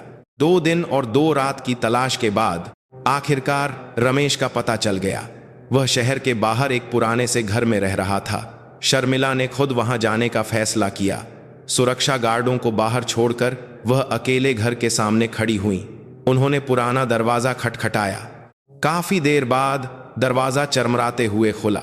एक 65 साल का आदमी बाहर निकला, लेकिन उसकी हालत बहुत खराब थी। बीमार चेहरा, धंसी हुई आंखें, कांपते हाथ। वह बहुत डरा हुआ लग रहा था। ऐसा लग रहा था जैसे वह 28 सालों से किसी बोझ के तले जी रहा हो। कौन हैं आप? रमेश की आवाज कांप रही थी। शर्मिला को देखते ही उसका चेहरा सफेद पड़ गया। रमेश जी, मैं शर्मिला रॉय हूं। यह नाम सुनते ही रमेश की आंखों में खौफ उतर आया। उसने जल्दी से दरवाजा बंद करने की कोशिश की। जाइए यहां से, मैं कुछ नहीं जानता। शर्मिला ने दरवाजा पकड़ लिया। भागिए मत। 28 साल पहले आपको विक्रम सिंह से 50 लाख रुपए मिले थे। क्यों मिले थे? क्या स्पेन? रमेश का चेहरा बिगड़ गया। उसका पूरा शरीर कांपने लगा। मैंने कहा, न मैं कुछ नहीं जानता, प्लीज मुझे अकेला छोड़ दीजिए। रमेश मुड़कर भागने लगा। शर्मिला ने उसकी बांह पकड़ ली। क्यों भाग रहे हैं? विक्रम से डरते हैं। रमेश का शरीर अकड़ गया। शर्मिला ने उसकी आंखों में सीधे देखा। विक्रम आपको धमका रहा है ना? 28 सालों से मुंह बंद रखने के लिए। सही कहा ना मैंने? रमेश की आंखों में आंसू आ गए। उसने कुछ नहीं कहा, लेकिन उसकी खामोशी ही जवाब थी। प्लीज, मुझे पहले ही बहुत सजा मिल चुकी है। 28 सालों से मैं हर रात उस बुरे सपने के साथ जीता हूं, छिपकर, हर रात उस दिन को याद करके। रमेश की आवाज फट गई। शर्मिला ने उसकी बात काटी। आपकी खामोशी ने मेरे पति को मार डाला। शर्मिला की आवाज कांप रही थी। उनकी आंखों से आंसू बह रहे थे। और अब आपकी खामोशी मेरे बेटे को मार रही है। मेरा बेटा, जिसे अपने पिता की तरह ही वही बीमारी है। रमेश का चेहरा बिगड़ गया। बेटा, 28 साल पहले खोया हुआ मेरा बच्चा जिंदा लौट आया है, लेकिन अब विक्रम उसे मारना चाहता है। उसने दवा बदल दी, झूठे इल्जाम लगाकर उसे जेल में डलवा दिया। शर्मिला की आवाज में दर्द था। इस वक्त भी मेरा बेटा जेल में बिना इलाज के मर रहा है। अगर उसे डायलिसिस नहीं मिला तो वह कुछ ही दिनों में मर जाएगा। रमेश के घुटने जवाब दे गए। वह जमीन पर गिर गया और दोनों हाथों से अपना चेहरा ढक लिया। हे भगवान, हे भगवान। रमेश के कंधे हिल रहे थे और वह फूट फूट कर रोने लगा। सब मेरी गलती है। चेयरमैन साहब को मारना और आपके बेटे को फेंकना, सब मैंने किया। शर्मिला की आंखें फैल गईं। फेंकना? मेरे बेटे को फेंका? क्या मतलब है तुम्हारा? तुमने मेरे बेटे को फेंका? रमेश ने सिर उठाकर शर्मिला को देखा। उसकी आंखें लाल थीं। मैंने चेयरमैन साहब को मारने के साथ साथ आपके बेटे को भी लावारिस छोड़कर यह तबाही मचाई। 28 सालों से मैं इस अपराध बोध में जी रहा हूं। एक रात भी चैन से नहीं सोया। शर्मिला रमेश के सामने घुटनों के बल बैठ गई। प्लीज मुझे सच बताओ, तभी मैं अपने बेटे को बचा सकती हूं। विक्रम के खिलाफ गवाही दो। रमेश ने सिर हिलाया। अगर मैंने गवाही दी तो मैं भी खत्म हो जाऊंगा। वाइस चेयरमैन मुझे मार डालेंगे। मुझे विक्रम से डर लगता है, लेकिन मेरे बेटे के मरने से डर नहीं लगता। शर्मिला की आवाज तीखी हो गई। तुम्हारी वजह से मेरा पति मरा। तुम्हारी वजह से मेरा बेटा 28 साल तक भटकता रहा, और अब तुम्हारी खामोशी की वजह से मेरा बेटा फिर से मर रहा है। क्या तुम अब भी छिपे रहोगे? रमेश का चेहरा बिगड़ गया। उसका पूरा शरीर कांप रहा था। तभी शर्मिला का फोन बजा। वकील का फोन था। मैडम, जेल से फोन आया है। रोहन की हालत बहुत तेजी से बिगड़ रही है। यूरेमिया इतना बढ़ गया है कि वह मौत और जिंदगी के बीच झूल रहा है। शर्मिला का दिल जैसे रुक गया। उसे तुरंत अस्पताल लाना होगा। हमने अर्जी दी है, लेकिन पता नहीं कब मंजूरी मिलेगी। शर्मिला के हाथ कांप रहे थे। फोन काटकर उन्होंने रमेश को देखा। सुना तुमने? मेरा बेटा अभी मर रहा है। हमारे पास वक्त नहीं है। रमेश जमीन पर बैठा कांप रहा था। शर्मिला की आंखें आंसुओं से भरी थीं। प्लीज मेरे बेटे को बचा लो। सिर्फ तुम ये कर सकते हो। एक लंबी खामोशी छा गई। रमेश ने कांपते हाथों से आंसू पोंछे और धीरे धीरे सिर उठाकर शर्मिला को देखा।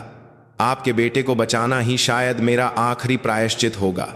रमेश की आवाज कांप रही थी, लेकिन आंखों में एक फैसला था। ठीक है, मैं सब कुछ बताऊंगा। 28 साल पहले क्या हुआ था, सब कुछ। शर्मिला की आंखों से आंसू बह निकले। यह एक उम्मीद थी, अपने बेटे को बचाने की उम्मीद। शुक्रिया, बहुत बहुत शुक्रिया। तभी रमेश कुछ हिचकिचाया और बोला, मेरे पास सबूत है जो मैंने 28 सालों से छुपा कर रखा है। मैं वह भी आपको दे दूंगा। शर्मिला की आंखें फैल गईं। सबूत? हाँ, एक ठोस सबूत। कहाँ है वह? मेरे पास ही है। मैं अभी ला सकता हूं। जल्दी करो। रमेश लड़खड़ाते हुए घर के अंदर गया। कुछ देर बाद वह एक पुराना लिफाफा लेकर लौटा। यह रहा, मैं आपको रास्ते में सब बताता हूं। शर्मिला ने रमेश को सहारा दिया और उसे बाहर खड़ी गाड़ी की तरफ ले गई। वक्त नहीं था। उनका बेटा मर रहा था। गाड़ी का दरवाजा बंद हुआ और शर्मिला ड्राइवर पर चिल्लाई, मुंबई चलो, जितनी जल्दी हो सके। गाड़ी चल पड़ी। शर्मिला ने पास बैठे रमेश को देखा। 28 साल पुराना सच आखिरकार सामने आने वाला था। शर्मिला रमेश को लेकर मुंबई जा रही थीं। रोहन की बिगड़ती हालत की खबर से उनका दिल फटा जा रहा था, लेकिन अभी उन्हें रमेश की पूरी बात सुननी थी। गाड़ी में रमेश ने कांपती आवाज में 28 साल पुराना सच बताना शुरू किया। उस रात वाइस चेयरमैन ने मुझे बुलाया था। उन्होंने कहा कि चेयरमैन साहब की गाड़ी का ब्रेक ऑयल निकाल दो। मैं डर गया, लेकिन मना नहीं कर सका। वह मेरी एक कमजोरी जानते थे। रमेश की आंखों से आंसू बह रहे थे। मैंने उस रात उनकी गाड़ी के साथ छेड़छाड़ की। अगले दिन सुबह चेयरमैन साहब उसी गाड़ी से दफ्तर के लिए निकले और रमेश आगे नहीं बोल पाया। वह फूट फूट कर रोने लगा। शर्मिला ने दांत भींच लिए। उनके नाखून हथेली में धंस रहे थे, लेकिन उन्हें दर्द महसूस नहीं हो रहा था। उनके पति, उनके प्यारे पति की ऐसे मौत हुई थी और बच्चा। शर्मिला की आवाज कांप रही थी। रमेश ने सिर झुका लिया। चेयरमैन साहब के गुजरने के बाद वाइस चेयरमैन ने मुझे फिर बुलाया। उन्होंने कहा कि बच्चे को ले जाकर खत्म कर दो। शर्मिला का दिल जोर जोर से धड़कने लगा। उन्होंने कहा कि बच्चे को अपने पिता से ही बीमारी मिली है, वह ज्यादा दिन नहीं जिएगा, इसलिए अभी उसे खत्म कर देना ही बेहतर है। एक 100 दिन के बच्चे को। शर्मिला ने हाथ से मुंह ढक लिया। उन्हें उबकाई आने लगी। विक्रम, उस इंसान ने एक बीमार बच्चे को मारने का हुक्म दिया था। मैं बच्चे को ले तो गया, लेकिन मैं उसे मार नहीं सका। वह बच्चा मेरा चेहरा देखकर हंस रहा था। उसकी वो मासूम आंखें देखकर मेरे हाथ नहीं उठे। रमेश दोनों हाथों से चेहरा ढककर रोने लगा। इसीलिए मैंने उसे एक अनाथालय के बाहर छोड़ दिया।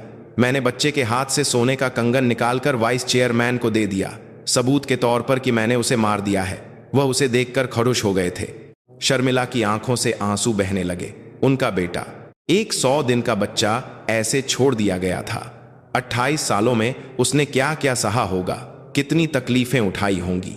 शर्मिला का दिल टूट गया। अगर मैंने उस दिन आपके बेटे को न छोड़ा होता, रमेश चीख पड़ा, तो उसे इतनी तकलीफें न उठानी पड़ती, वह सड़क पर न मर रहा होता। सब मेरी गलती है, मुझे उस दिन हिम्मत दिखानी चाहिए थी। रमेश घुटनों के बल शर्मिला के सामने गिर गया। मुझे माफ कर दीजिए, मुझे सच में माफ कर दीजिए। शर्मिला ने रमेश को देखा। उनके मन में गुस्सा, दुख और अजीब तरह से एक आभार का भाव था। तुमने उसे नहीं मारा, इसीलिए मेरा बेटा आज जिंदा है। शर्मिला की आवाज कांप रही थी। रमेश ने सिर उठाकर शर्मिला को देखा। उसकी आंखों में कुछ चमका। वह कुछ देर हिचकिचाया और फिर अपनी जेब से एक पुराना लिफाफा निकाला। शर्मिला की आंखें फैल गईं। यह क्या है? 28 साल पहले जब वाइस चेयरमैन मुझे आदेश दे रहे थे, तब मैंने उनकी बातें रिकॉर्ड कर ली थीं। शर्मिला का दिल जैसे रुक गया। रिकॉर्डिंग? हाँ, मुझे उस वक्त डर लग रहा था। मुझे लगा कि बाद में वह मुझे भी रास्ते से हटा देंगे, इसलिए मैंने खुद को बचाने के लिए चुपके से सब रिकॉर्ड कर लिया था। रमेश ने लिफाफे से एक पुराना कैसेट टेप निकाला। 28 साल की धूल उस पर जमी थी। इसमें वाइस चेयरमैन की आवाज है। चेयरमैन साहब को मारने का आदेश, बच्चे को खत्म करने का आदेश, सब कुछ। शर्मिला के हाथ कांप रहे थे। उस छोटे से टेप में 28 साल का सच कैद था। उनके पति के कातिल को सजा दिलाने का सबूत, उनके बेटे को बचाने की चाबी। तुमने इसे अब तक क्यों छुपा कर रखा? मैं डरता था। 28 सालों से मैं उनकी धमकियों के साए में जी रहा था। मुझे लगा कि अगर यह सामने आया तो मैं भी खत्म हो जाऊंगा। लेकिन रमेश ने शर्मिला की आंखों में देखा। जब मैंने सुना कि आपका बेटा मर रहा है, तो मैं इसे और नहीं छुपा सकता। अपने पापों का प्रायश्चित करने का यही एक तरीका है। रमेश ने दोनों हाथों से टेप शर्मिला को दे दिया। शर्मिला ने कांपते हाथों से उसे पकड़ा। शुक्रिया, बहुत बहुत शुक्रिया। शर्मिला की आंखों से आंसू बह रहे थे। 28 सालों से जिस सच को वह ढूंढ रही थीं, आखिरकार वह उनके हाथ में था। तभी रमेश का शरीर लड़खड़ाया। उसका चेहरा पीला पड़ गया और पसीना आने लगा। रमेश जी, आप ठीक तो हैं? शर्मिला ने घबराकर पूछा। रमेश ने कमजोर सी मुस्कान दी। अब ठीक है। 28 साल का बोझ उतर गया तो दिल हल्का हो गया। रमेश की आंखें धीरे धीरे बंद होने लगीं। प्लीज अपने बेटे को बचा लीजिएगा और चेयरमैन साहब की आत्मा से मेरी तरफ से माफी मांग लीजिएगा। मैं तो। रमेश की आवाज धीमी होती गई और उसका शरीर शर्मिला की गोद में गिर गया। रमेश जी, रमेश जी! शर्मिला ने उसे पुकारा, लेकिन रमेश ने कोई जवाब नहीं दिया। उसके चेहरे पर एक शांति थी, जैसे वह 28 साल के अपराध बोध से आजाद हो गया हो। ड्राइवर ने तेजी से गाड़ी रोकी। शर्मिला ने रमेश की नब्ज देखी। वह नहीं चल रही थी। रमेश जी! शर्मिला की आंखों से आंसू बह निकले। रमेश ने आखिरी वक्त में सच बताकर और सबूत सौंपकर दम तोड़ दिया था। शर्मिला ने रमेश की आंखें बंद की। शुक्रिया, तुम्हारी वजह से मैं अपने बेटे को बचा पाऊंगी। शांति से आराम करो। शर्मिला ने टेप को कसकर पकड़ लिया। उनकी आंखों में दुख, गुस्सा और एक मजबूत इरादा था। एम्बुलेंस बुलाने के बाद शर्मिला ने तुरंत अपने सबसे भरोसेमंद वकील को फोन किया। अभी के अभी निकलो, सीबीआई और सभी बड़े न्यूज चैनलों से संपर्क करो। मेरे पास वाइस चेयरमैन विक्रम सिंह के खिलाफ हत्या की साजिश का सबूत है। वकील ने हैरान होकर पूछा, हत्या की साजिश? कैसा सबूत? एक रिकॉर्डिंग टेप। 28 साल पहले विक्रम ने मेरे पति को मारने और मेरे बेटे को फेंकने का आदेश दिया था। वकील कुछ देर चुप रहा। ठीक है मैडम, मैं तुरंत कार्रवाई करता हूं। तभी फोन फिर बजा। जेल के डॉक्टर का फोन था। मैडम, रोहन की हालत बहुत तेजी से बिगड़ रही है। डायलिसिस में बहुत ज्यादा देरी हो गई है। यूरेमिया बहुत बढ़ गया है। शर्मिला का चेहरा सफेद पड़ गया। उसे तुरंत अस्पताल लाना होगा। हमने अर्जी दी है, लेकिन अभी तक मंजूरी नहीं मिली। कैदी होने की वजह से प्रक्रिया। तो मैं खुद वहां आती हूं अभी। माफ कीजिए मैडम, आप उससे मिल नहीं सकती। कैदी से मिलने के लिए पुलिस की इजाजत। शर्मिला ने फोन काट दिया। उनके हाथ कांप रहे थे। उनका बेटा मर रहा था और वह उससे मिल भी नहीं सकती थी। शर्मिला ने तुरंत वकील को फिर फोन किया। सीबीआई चीफ से बात करो। हमें गिरफ्तारी वारंट और जेल में घुसने की इजाजत दोनों एक साथ चाहिए। मेरा बेटा जेल में मर रहा है। हमारे पास वक्त नहीं है। ठीक है, मैं जितनी जल्दी हो सके कोशिश करता हूं। शर्मिला ने फोन काटा और खिड़की से बाहर देखा। मुंबई की रोशनियां पीछे छूट रही थीं। शर्मिला ने टेप को कसकर पकड़ा और प्रार्थना करने लगी। रोहन, हिम्मत रखना, प्लीज हिम्मत रखना। मां तुम्हें बचाने जरूर आएगी। शर्मिला की आंखों से आंसू नहीं रुक रहे थे। विक्रम को बर्बाद करने का हथियार अब उनके हाथ में था। बस अब पुलिस का वारंट लेकर जेल पहुंचना था। शर्मिला ने मुट्ठी भींच ली। उन्होंने कसम खाई कि वह यह काम आज रात ही करेंगी। उस रात सीबीआई का दफ्तर पूरी रात खुला रहा। शर्मिला के वकील के लाए टेप की सामग्री इतनी चौंकाने वाली थी कि हड़कंप मच गया। 28 साल पुरानी हत्या की साजिश और एक बच्चे को मारने का प्रयास, वह भी देश के इतने बड़े उद्योगपति द्वारा। सीबीआई चीफ ने खुद इस मामले को अपने हाथ में लिया और तुरंत गिरफ्तारी का वारंट जारी करवाया। साथ ही जेल में जबरदस्ती घुसने की इजाजत भी ले ली। शर्मिला की गुहार काम आ गई थी। सुबह 5 बजे 3 काली गाड़ियां और 2 न्यूज चैनलों की गाड़ियां जेल की तरफ दौड़ी। शर्मिला सबसे आगे वाली गाड़ी में थी। उनके हाथ में वह पुराना कैसेट टेप था। वह पूरी रात सोई नहीं थी, लेकिन उनकी आंखें चमक रही थीं। जब वे जेल के गेट पर पहुंचे तो सुबह की पहली किरणें निकल रही थीं।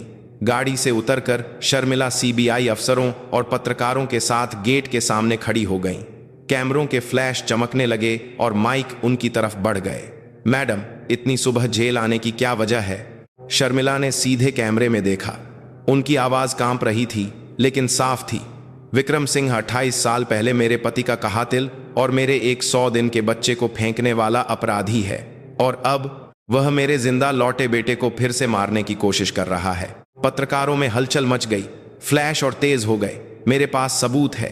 एक रिकॉर्डिंग टेप है जिसमें विक्रम खुद हत्या का आदेश दे रहा है। आज सारा सच सामने आएगा। शर्मिला ने सीबीआई चीफ की तरफ देखा। चलिए। सीबीआई अफसर आगे बढ़े और जेल के अंदर घुस गए। शर्मिला और पत्रकार उनके पीछे पीछे चले। उसी वक्त जेल के मेडिकल वार्ड में विक्रम खिड़की से बाहर देख रहा था। उसके होंठों पर एक ठंडी मुस्कान थी। आखिरकार खत्म हुआ। विक्रम बुदबुदाया। पिछली रात उसे खबर मिली थी कि रोहन की हालत बहुत नाजुक है। यूरेमिया इतना बढ़ गया है कि उसका दिल कभी भी रुक सकता है। विक्रम उस खबर को सुनकर पूरी रात इंतजार करता रहा। वह रोहन की मौत का पल अपनी आंखों से देखना चाहता था। प्राकृतिक मौत के रूप में छिपी एक शानदार जीत। वह इसी का जश्न मनाने के लिए सुबह सुबह जेल आया था। जब विक्रम रोहन की कोठरी के सामने पहुंचा तो अंदर से कराहने की आवाज आ रही थी। रोहन बिस्तर पर पड़ा दर्द से तड़प रहा था।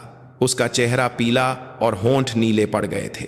विक्रम ठंडी नजरों से उसे देख रहा था। बदकिस्मत, अपने बाप की तरह ही बीमारी से मर रहा है। तभी अचानक कॉरिडोर में शोर सुनाई दिया। कदमों की आवाज और चीखें नजदीक आ रही थीं। रास्ता दो, सीबीआई है, गिरफ्तारी वारंट है, रास्ता दो। विक्रम का चेहरा सख्त हो गया। सीबीआई? क्या बात है? कॉरिडोर के कोने से लोग आते दिखे। सीबीआई अफसर और उनके पीछे शर्मिला, साथ में कैमरे लिए पत्रकार भी थे। शर्मिला ने विक्रम को देखते ही रुक गईं। दोनों की नजरें मिली।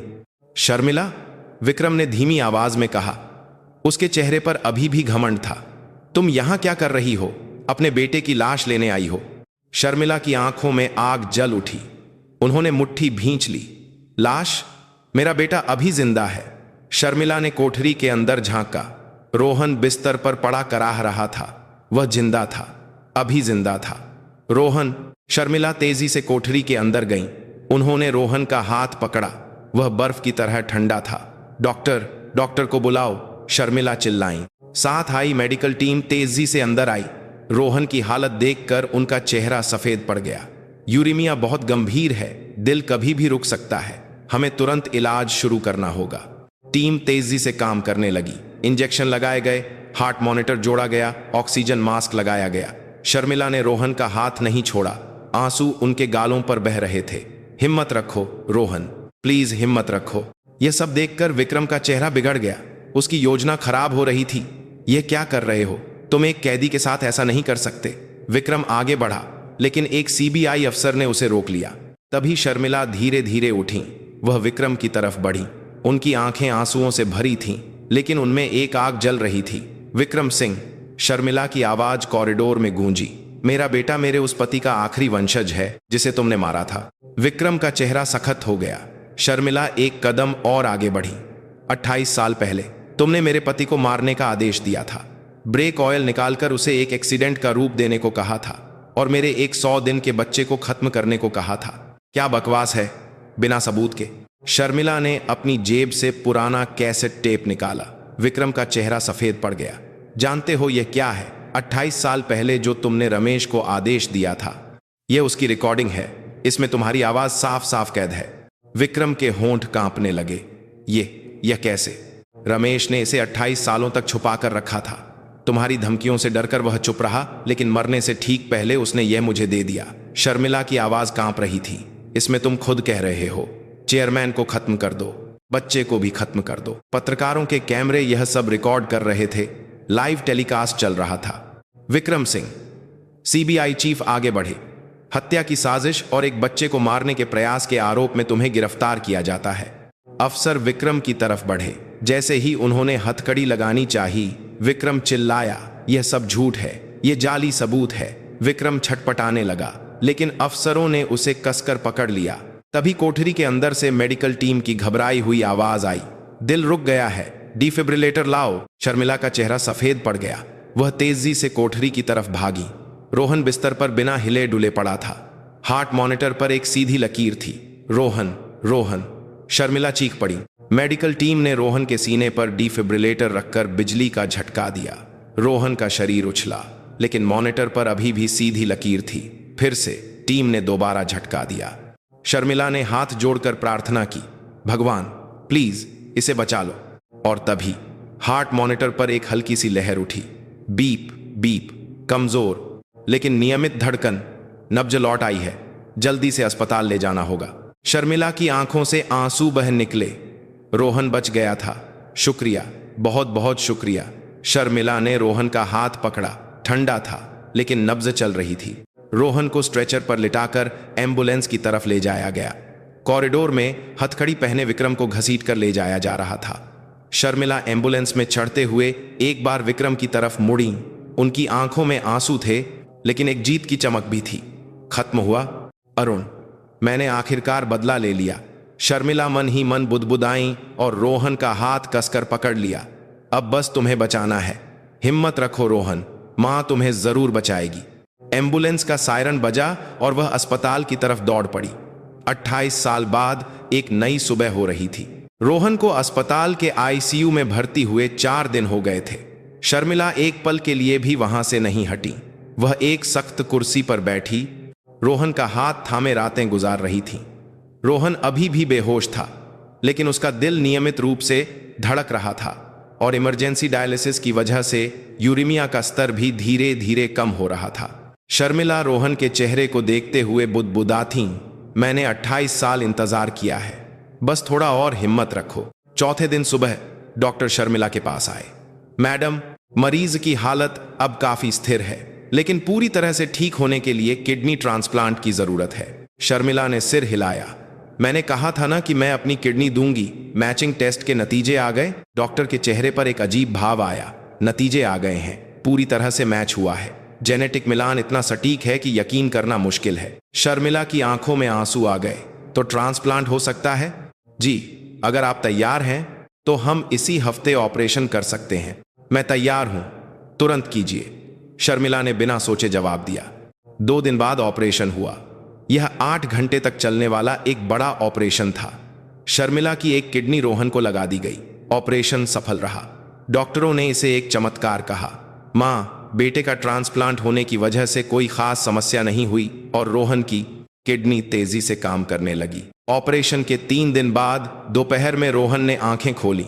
मैं कहाँ हूं? रोहन की आवाज कमजोर थी लेकिन साफ थी। शर्मिला ने रोहन का हाथ कसकर पकड़ लिया। तुम अस्पताल में हो रोहन। रोहन ने धीरे धीरे मुड़कर शर्मिला को देखा। उनका चेहरा आंसुओं से भीगा था। मैडम, आप रो क्यों रही हैं? मैं बहुत खुश हूं कि तुम ठीक हो गए। रोहन हल्का सा मुस्कुराया। तभी उसकी नजर अपनी कमर पर बंधी पट्टी पर पड़ी। यह क्या है? तुम्हारा ऑपरेशन हुआ है। शर्मिला कुछ देर चुप रहीं, फिर धीरे से बोली, किडनी ट्रांसप्लांट का ऑपरेशन। तुम्हारी किडनी ने काम करना बंद कर दिया था। तो मुझे किडनी किसने दी? रोहन ने पूछा। शर्मिला ने रोहन की आंखों में देखा। मैंने दी है। रोहन की आंखें फैल गईं। आपने? क्यों? रोहन। शर्मिला ने रोहन का हाथ और कसकर पकड़ लिया। मुझे तुमसे कुछ कहना है, एक ऐसी बात जो मैं 28 सालों से नहीं कह पाई। रोहन शर्मिला को देखता रहा। उनकी आंखों में आंसुओं के साथ एक गहरी चाहत थी। तुम मेरे बेटे हो, 28 साल पहले खोया हुआ मेरा सगा बेटा। रोहन की सांस रुक गई। उसका दिमाग सुन्न हो गया। क्या? तुम्हारा असली नाम आदित्य रॉय है। 28 साल पहले जब तुम 100 दिन के थे तब तुम्हारा अपहरण हो गया था। मैंने तुम्हें 28 सालों तक ढूंढा। एक भी दिन ऐसा नहीं गया जब तुम्हें याद न किया हो। रोहन को यकीन नहीं हो रहा था। अनाथालय में पला, सड़क पर मर रहा वह एक अरबपति का बेटा है। क्या यह सच है? मुझे यकीन नहीं हो रहा, रोहन ने कांपती आवाज में पूछा। शर्मिला ने सिर हिलाया। मैंने डीएनए टेस्ट करवाया था जब तुम पहली बार अस्पताल आए थे। नतीजा 99.99% मैच हुआ था। और तुम्हारी बीमारी, आनुवंशिक किडनी की बीमारी, तुम्हारे पिता को भी यही बीमारी थी। रोहन की आंखों से आंसू बहने लगे। मेरे पिता कहाँ हैं? शर्मिला के चेहरे पर दुख छा गया। विक्रम, उस इंसान ने तुम्हारे पिता को मारा और तुम्हें फेंकवा दिया, और 28 साल बाद उसने फिर से तुम्हें मारने की कोशिश की। रोहन को अब सब कुछ समझ आने लगा था। विक्रम उससे इतनी नफरत क्यों करता था, उसे क्यों मारना चाहता था? तो आप मेरी मां हैं? शर्मिला की आंखों से आंसू बह निकले। हाँ, 28 सालों में एक भी दिन तुम्हें नहीं भूली। रोहन के होंठ कांपने लगे। मां, उसकी भी एक मां थी। मां, रोहन ने पहली बार यह शब्द कहा। शर्मिला ने रोहन को धीरे से गले लगा लिया। रोहन, नहीं आदित्य, मेरे बेटे। दोनों काफी देर तक रोते रहे। 28 साल की यादें और दर्द आंसू बनकर बह रहे थे। 1 महीने बाद रोहन पूरी तरह से ठीक होकर घर आ गया। उसी दौरान विक्रम का मुकदमा शुरू हुआ। शर्मिला हर सुनवाई में जाती थी और रोहन भी गवाह के तौर पर पेश हुआ। अदालत में रिकॉर्डिंग टैप चलाया गया। स्पीकर से विक्रम की आवाज गूंजी। चेयरमैन को खत्म कर दो, एक्सीडेंट का रूप दो और बच्चे को भी ठिकाने लगा दो। वैसे भी बीमार है, ज्यादा दिन नहीं जिएगा। अदालत में बैठे लोगों में कानाफूसी होने लगी। विक्रम कटघरे में सिर झुकाए खड़ा रहा। 2 महीने के मुकदमे के बाद विक्रम को हत्या की साजिश, बच्चे को मारने का प्रयास और अन्य आरोपों में आजीवन कारावास की सजा सुनाई गई। फैसला सुनते ही शर्मिला ने आंखें बंद कर लीं। उन्हें अपने पति का चेहरा याद आया। अरुण, मैंने आखिरकार बदला ले लिया। 28 साल लगे, पर मैंने कर दिखाया। शर्मिला की आंखों से आंसू बहे, लेकिन इस बार यह दुख के नहीं, सुकून के आंसू थे। 1 साल बाद रोहन आदित्य को सूर्या ग्रुप का डायरेक्टर बना दिया गया। वह शर्मिला के साथ रहकर बिजनेस सीख रहा था और धीरे धीरे आगे बढ़ रहा था। एक शाम दोनों पेंट हाउस की बालकनी में खड़े मुंबई की रोशनियां देख रहे थे। आदित्य, जी माँ। शर्मिला ने आदित्य को देखकर मुस्कुराया। माँ बहुत खरुश है। मैं भी माँ। आदित्य भी मुस्कुराया। शर्मिला ने आसमान की तरफ देखा। तारे चमक रहे थे। उन्हें लगा जैसे कहीं से उनके पति उन्हें देख रहे हैं। 28 साल का इंतजार, 28 साल का दर्द, सब कुछ शायद इसी पल के लिए था। शर्मिला ने आदित्य का हाथ पकड़ा। एक गर्मजोशी का एहसास हुआ। 28 सालों के आंसू अब खुशी के आंसुओं में बदल चुके थे और अब वे हमेशा साथ रहेंगे, खोए हुए वक्त को भरते हुए, एक नई कहानी लिखते हुए। आज की कहानी कैसी लगी? अगर आपको पसंद आई हो तो हमें कमेंट में बताइएगा कि आप कहां से हमारे साथ जुड़े हैं। हम आपको दिल से धन्यवाद कहेंगे। यह थी आसमान की रोशनी जैसी जिंदगियों की कहानियों की पेशकश।